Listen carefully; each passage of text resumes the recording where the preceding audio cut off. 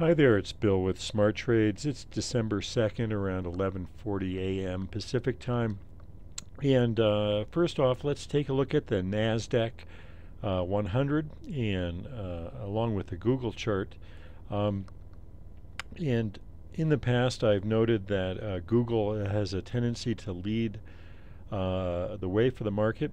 And you'll note back here earlier this year, Google is below its moving average, and indeed the market eventually followed. Likewise, in late April, we had that same scenario. The market was rallying, Google was failing below its moving average, and ultimately we wound up going down rather sharply from April into May of 2010. Well, that situation is occurring right now. Unless Google can get back up above its moving average, which is around the 598 area, I would think that we are going to see another decline here in the next several days, or perhaps a week or so out. It could happen sooner. We'll see. That said, let's also take a look here at the Qs. Same pattern. One way to play this would be a breakdown of the B wave here. That's around 51.88 basis the Qs. Likewise, the spiders, same type of scenario, is to wait for the break and then short on a stop here. I think there's other more aggressive ways that I prefer to play it. That said, you have to be watching the market, obviously, to track it intraday to do so.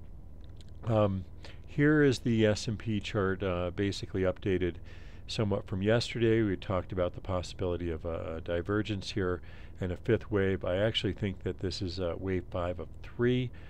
In other words, we've got another leg down and another leg up before it's complete. We've exceeded the gap in the various calculations by a couple of points or so.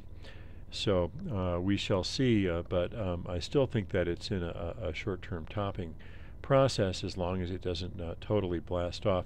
I think that the context of this top is that it's a B wave. Again, the decline back to the lows in mid-November is A. The rally back up from there is an ABC that's peaking now, and that we should have a C wave down, perhaps to about 1157.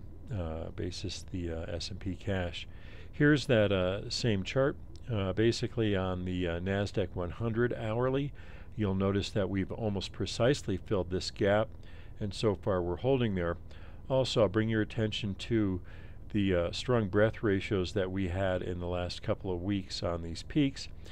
And as I've said before, when we get these kinds of extreme breadth ratios, the tendency is that the market is going to exceed the price high that was created when we made that peak on the breadth ratio, and indeed we've exceeded that both of those peaks. That said, now we are diverging a bit. We're right at a gap resistance. Additionally, there's a potential 5-wave up pattern. So the NASDAQ in particular is looking like it's getting very close to a short-term peak. I wouldn't necessarily just fade it here until this thing starts to roll over, but it is worth watching very carefully. The Russell 2000. This is a difficult count for a variety of reasons.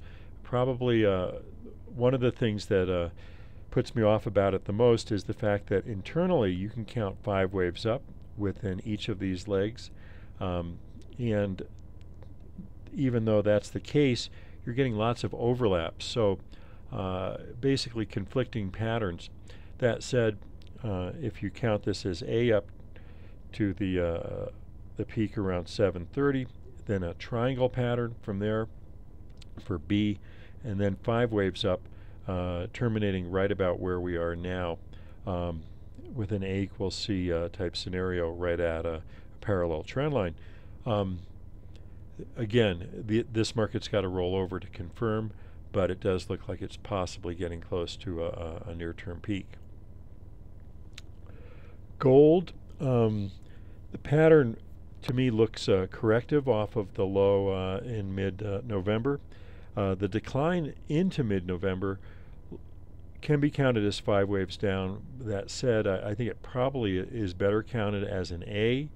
This rally back up is a B, and that also fits pretty well with the stock market.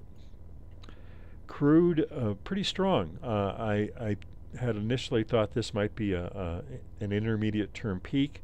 I doubt that at this point. The strength of this rally back up indicates that there's a pretty good chance we're going to see that high exceeded.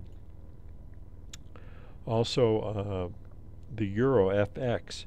I had noted that we had 2 equivalent legs right to this channel. Obviously, that is no longer the case. We've broken down. I think that's bearish for the euro. What we want to see here is a corrective rally that fails, perhaps in the 134, 135, 136 area, and then I think we are going to see lower prices in the euro. That said, the pattern is not ideal.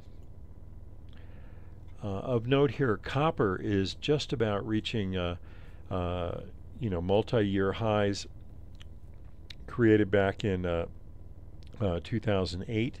The trend is obviously still up. That said, I think at some point up here, you're going to at least see a correction, perhaps back down to this lower trend line. I suspect that's bearish for the stock market. When it does occur, again, it may be in the context of just a corrective decline for stocks and a corrective decline for copper, but we'll have to see how it plays out. That's it for now. Hope you're having a great week, and thank you so much for watching.